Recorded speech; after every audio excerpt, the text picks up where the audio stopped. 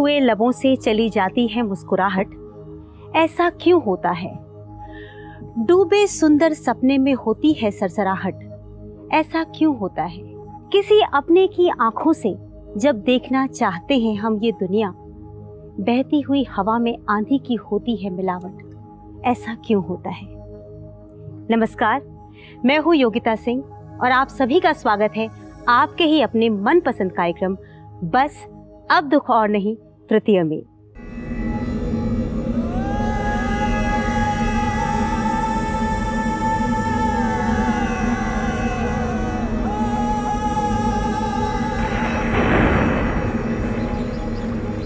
बस अब दुख और नहीं, बस अब दुख और नहीं। बाप की उंगली पकड़कर जब बच्चा चलना सीखता है, माँ के आंचल में जब बच्चा अपना पसीना पोंछता है, तो कुछ मीठे से एहसास का जन्म होता है और इन्हीं एहसासों के सहारे माँ बाप सजाते हैं सपने। और जब ये सपने टूटते हैं तो बिखर कर रह जाते हैं ख्वाहिशें। ऐसा क्यों होता है? इसका जवाब मेरे पास नहीं है। किसी की आंखें ढूंढ रही हैं इसका जवाब। किसी को इंतजार है कि कोई सजा दे इनकी वीरान हुई जिंदगी को। आमंत्रित करती हूं मैं मंजू सोनी जी और उनके बेटे को, ताकि वो यहाँ पर आकर के अपने दुखों से मुक्ति पा सके।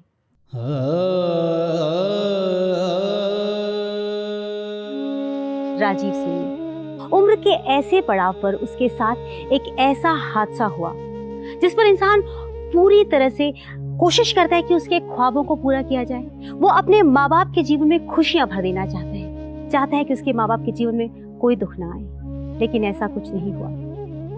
अनहोनी हो गई। मंजू जी, मैं आपसे जानना चाहती हूँ, राजीव जी के साथ क्या कुछ घटा और कैसा रहा ये दौर आपका? ये 10 साल का था, 5वीं में पढ़ता था, तब इसका हेड इंजरी हुई थी।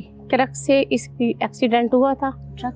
ट्रक से हुआ था। 23 जुलाई को 20 साल हो जाएंगे। अब जब 23 जुलाई आएगी, मैंने इसका हिसार में बहुत इलाज करवाया। 1.5 महीना में रही। सुबह शाम क्या बैल आएगी, मुझे इसका वो नहीं होता था। उसके बाद मैं दिल्ली आई, गंगाराम में डॉक्टर SK सुगानी के पास। वो मेरे लिए भगवान है, आज भी मेरे लिए वो भगवान है। उन्होंने मेरी बहुत हेल्प करी। उनके पास मैं यहाँ गंगाराम में 17 दिन रही। बहुत इलाज करा उन्होंने मेरा 3-3.5 साल तक। मैं दिल्ली हिसार मैंने एक सड़क कर दी थी। जो कुछ था मैं सब कुछ लुटा चुकी थी। लेकिन ठीक है, माता रानी की मेहर हुई मेरे ऊपर, लड़का ठीक हुआ। बाकी इतना नहीं हो पाया। 5वीं तक पढ़ा, उसके बाद इसकी पढ़ाई की जो एक पोजीशन थी वो बंद हो गई। हमारा जब मेरे हस्बैंड का अनाज का काम था, आड़त का काम था, बस ये था। नीचे दुकान थी, ऊपर घर था, बस नीचे ऊपर तक की लाइफ रह गई थी इस बच्चे की। उसके बाद में अब इसको 4 नवंबर से फिट्स पड़ने लग गए। मैं बहुत परेशान हूँ। आंसुओं से धुल के भी किस्मत तेरी बदली नहीं। आंसुओं से धुल के भी किस्मत तेरी बदली नहीं। कश्तियाँ तूफान में जो गिर गई निकली नहीं, गिर गई निकली नहीं, गिर गई निकली नहीं, गिर गई निकली नहीं।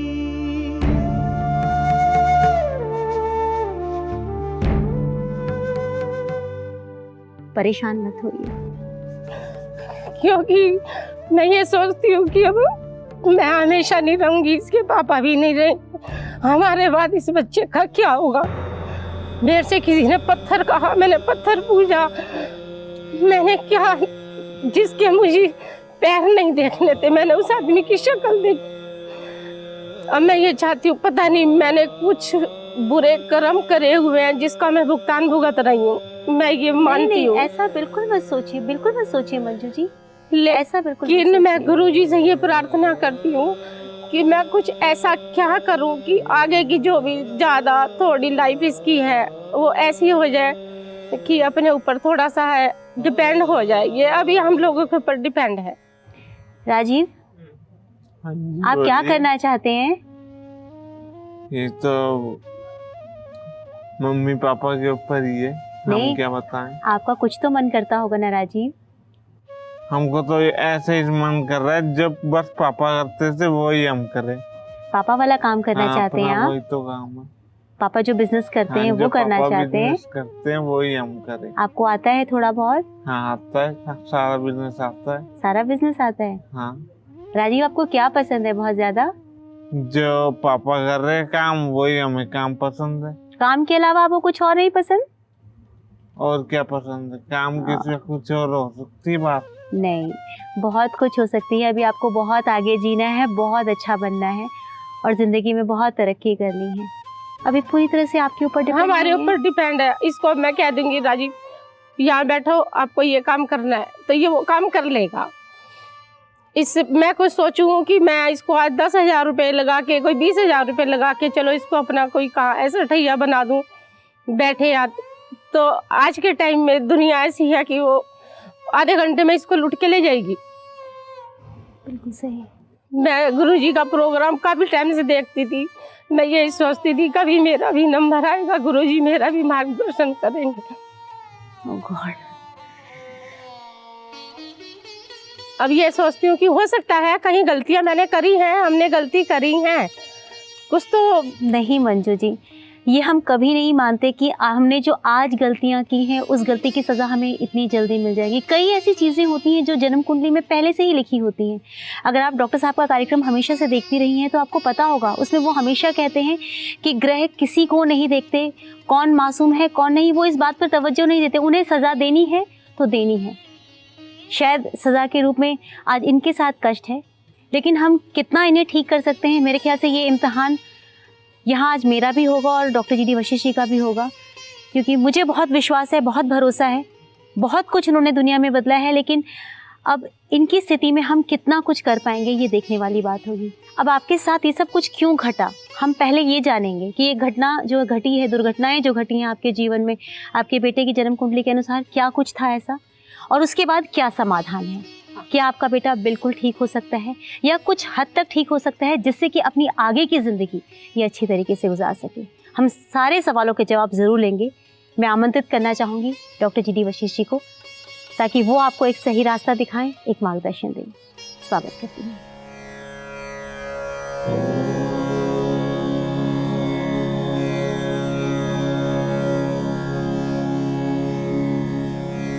दिमाग दाया हाथ बाएं, दिमाग बाया हाथ दाएं, पर चमक जब दे चुका, हुक्मनामा उसकी कुदरत, अपनी किस्मत, मुट्ठी बंद इंसान था।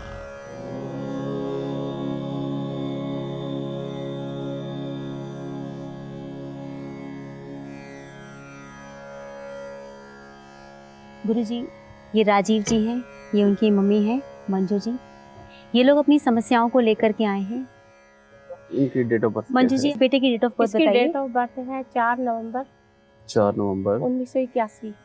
समय 8:30 और 9:45 के बीच में, बीच का, सुबह के रात का। रात रात का। और जन्म स्थान इनका जन्म स्थान हिसार। हिसार।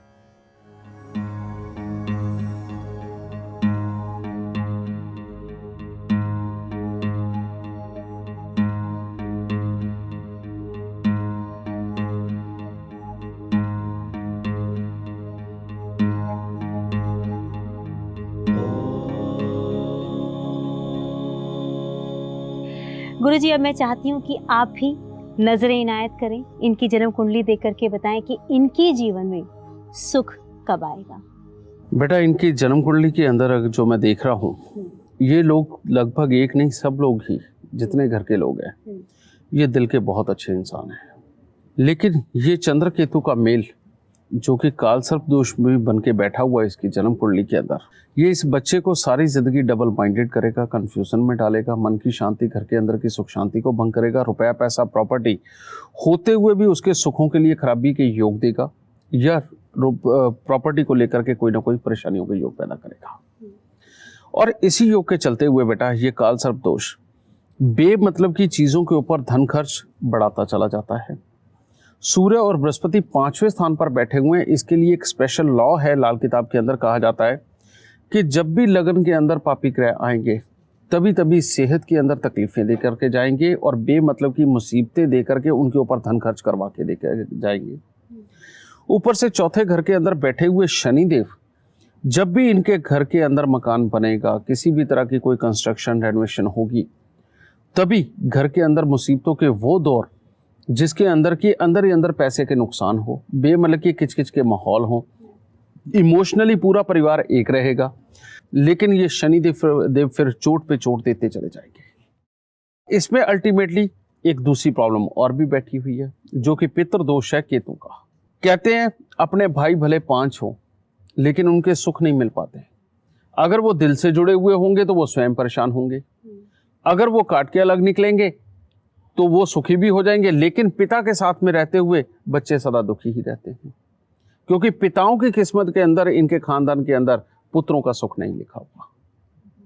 समझिए, ऐसे में जो बच्चा घर से दूर चला गया वो कामयाब हो जाएगा, जो घर में रहेगा वो सदा दुखी रहेगा। और बढ़ती उम्र के साथ में कमर, पांव, पेशाब वाली जगह की तकलीफें वो भी डेवलप होंगी। समझिए, ये योग सिर्फ यही नहीं, इसके मामों तक को पूरी परेशानियों के योग देगा। उनके घर में भी एक के बाद एक मुसीबतें डालेगा। समझिए, और यही योग यहाँ पर बैठे हुए मेहनत पूरी करवाएगा। जो रिजल्ट निकल करके आएंगे भी वो बेमतलब की मुसीबतों के अंदर उलझ के रह जाएंगे, या उससे जो कमाया है बेमतलब की छोटी छोटी मुसीबतों के ऊपर धन खर्च बना करके चला जाएगा। अल्टीमेटली इसने घर के अंदर पैसा नहीं टिकने देना, इसने सबसे करवाई भी जाना सब कुछ, और जब ढूंढने लगेंगे जमा पूंजी को तो वो नहीं पूरी तरह से मिल पाएगी। समझिए, अब ये जो अवस्थाएं हैं, अगर इज्जत और नौकरी की बात करें तो उधर के हालात तो ये अच्छे बनाती हैं, लेकिन जब लाभ ही खराब हो जाए और जिंदगी के अंदर आगे बढ़ के पीछे गिरने के योग लिखे हों तो बेटा इसके अंदर की जो कर्म शक्ति है कि जो ये सोचेगा ठाने का करके बाज आएगा, वो भी बेचारी क्या करेगी, वो भी गिर जाएगी, क्योंकि लाभ खराब है। पहले इसके अपने ऊपर मुसीबतें, फिर भाई के लिए मुसीबतें, फिर पिता के लिए मुसीबतें। पहले पिता सबके लिए सब कुछ करते चले जाएंगे, बाद में पिता के लिए वो मुसीबतें पैदा हो जाएंगी कि उनको सुख ही नहीं मिल रहा। जब तक इस पितृ दोष के निवारण नहीं होते, जब तक इस मंगल बद को दूर नहीं कर दिया जाता, तब तक बेटा ये कैसे सुखी रहेंगे। आए दिन कोई ना कोई मुसीबत इनको लगी रहेगी। और इंसान का सपना होता है मकान बनाना, कम से कम जहां वो रह रहा है उसको ठीक ठाक करना और अच्छी तरह से बना के रखना, लेकिन ये उसको छेड़ेंगे भी तो मुसीबतें ऐसी घर में आ जाएंगी, ये कहेंगे छेड़ा ही क्यों, अपने लिए तो मुसीबतें ले ली हमने, घर क्या ठीक किया, जिंदगी खराब कर ली। समझिए, ऐसे योग इस बच्चे की कुंडली के अंदर बैठे। डॉक्टर साहब, जितनी परेशानियां हमने सुनी हैं, देखी हैं, हम नहीं चाहते दुनिया में कहीं भी किसी के साथ भी कुछ ऐसा घटित हो, लेकिन अब जो कुछ हमने सुना है और जो इनके हालात को हम स्वयं देख भी पा रहे हैं, मैं आपसे जानना चाहूँगी कि क्या हम लाल किताब के ज़रिए इनको एक नई दिशा दिखा सकते हैं?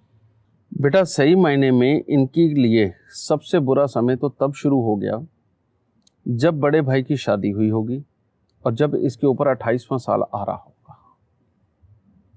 आज ये 31 साल के हो गए, समझिए, और वहां से इनके लिए बुरे साल के समय शुरू हो गए।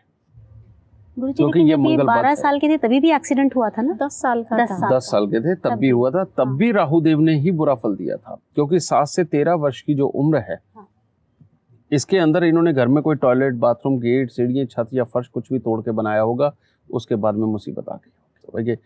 या घर के सामने कोई कीकर, बेरी, नीम या पीपल का पेड़ हो। हाँ जी, ये है पहले था जब इसकी चोट लगी, एग्जैक्टली, जब ये था तब था। ठीक है, और अभी तो शुक्र करो कि बच्चे की नसों को डैमेज नहीं किया इसने, क्योंकि शनि देव का संबंध बुध के साथ में बैठा होने के कारण नसों के अंदर बहुत अभी जान है, समझिए। लेकिन ये योग यहाँ पर बैठा हुआ कब तक अच्छा रखेगा? अभी तो 33 साल की उम्र तक का योग इसका बिल्कुल बेकार चल रहा है। जब तक मंगल बद के उपाय नहीं होते तब तक जिंदगी के अंदर, घर के अंदर खुशी नहीं आने देगा। और इसी बीच में कहीं कोई मंगल कार्य हो गया इसका, तो जिंदगी के अंदर मुसीबतें वो बड़ी बड़ी आएंगी जिनके बारे में सोचा भी नहीं जा सकता। नहीं, आप गुरुजी मेरे को उपाय बताओ। बेटा इसके लिए उपाय जो करने हैं, सबसे पहले 200 ग्राम जौ लेकर के उनको दूध के साथ धो के नीले रंग के कपड़े के अंदर लपेट करके उसको घर के अंधेरे कमरे में वजन के नीचे दबा दो। चांदी की एक ठोस गोली लेकर के उसको इसकी जेब में रखो और हाथी के पांव की मिट्टी 4 सोमवार तक उठा करके उसको जल प्रवाह करो। जी हाँ, ये चीज। दूसरा उपाय, 43 दिन लगातार 4 मुट्ठी साबुत बादाम लेकर के या तो उनको जल प्रवाह करो या गरीबों में बांट दो। ठीक है, यह चीज।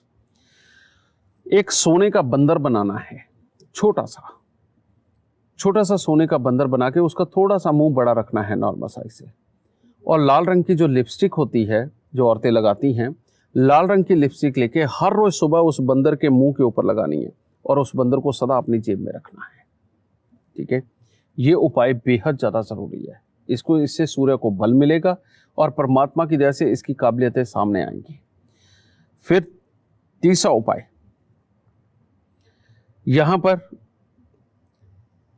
पीतल के बर्तन के अंदर गंगा जल भरकर चांदी का चकोर टुकड़ा डालकर पीतल का ढक्कन लगा के घर में रखें।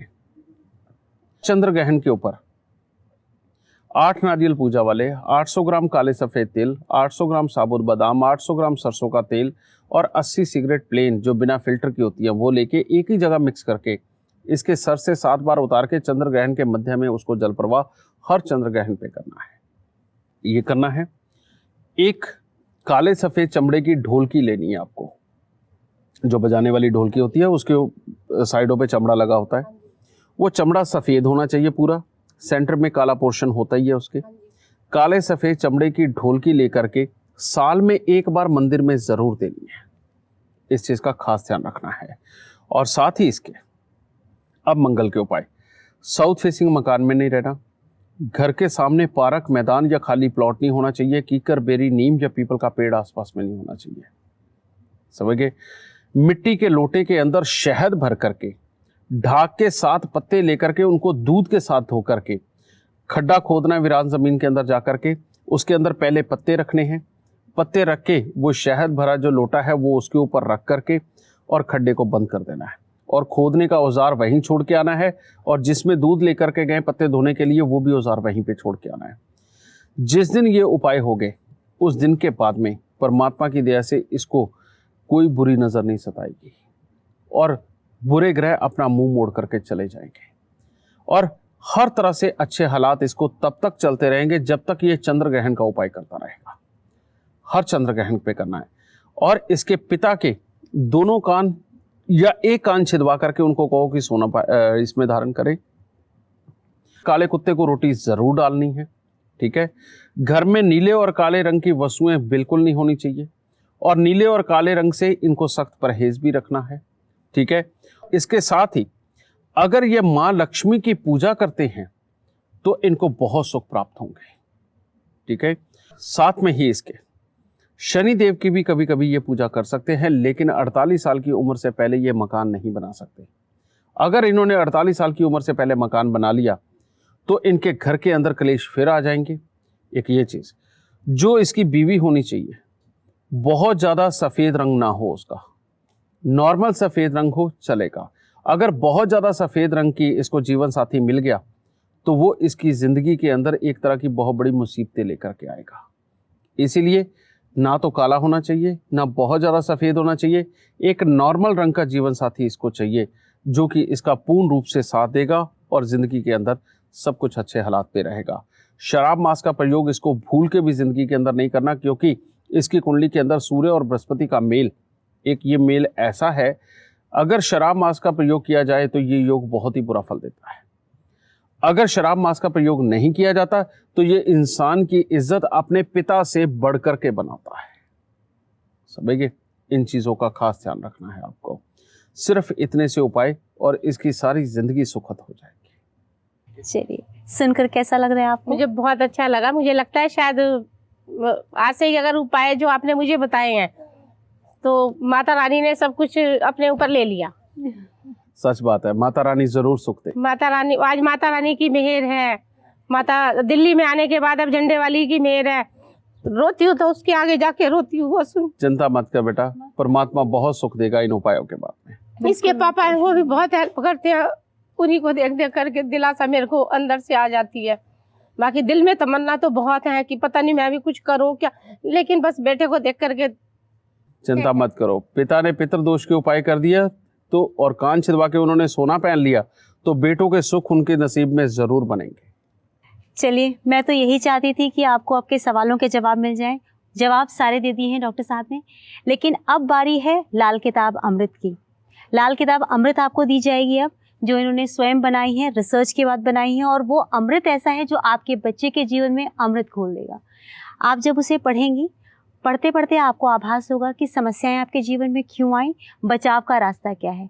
हो सकता है जो आपने बातें यहाँ पे की हैं आपके दिमाग से कुछ बातें निकल जाएं, हाँ जी। लेकिन वहाँ सब कुछ लिखा हुआ है, यानी आप उसे पढ़ेंगी और आपके दिमाग से कभी बातें नहीं निकलेंगी। कभी कुछ शक हो, कोई शंका हो, फटाफट किताब खोलेगा, पढ़िएगा, साथ में उपाय देखिएगा क्या करने हैं, और ज़िंदगी बदल जाएगी। ठीक है, चलिए गुरुजी, अब आपकी आज्ञा हो तो हम लाल किताब अमृत मंगवाएं।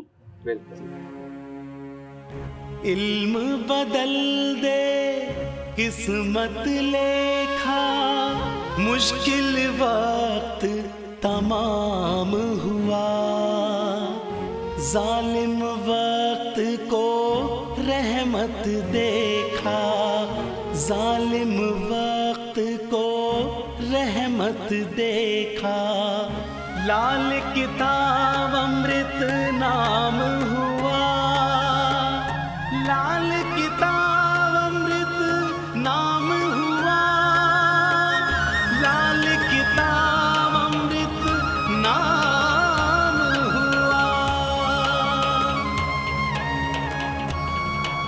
लबों से अपनी आवाज तो दे, ना दे सके आवाज मगर आभास तो दे, मिटा दूंगी सब दुख तेरे, दर्द तेरे लेती हूँ, मैं लाल किताब अमृत हूँ, वचन देती हूँ।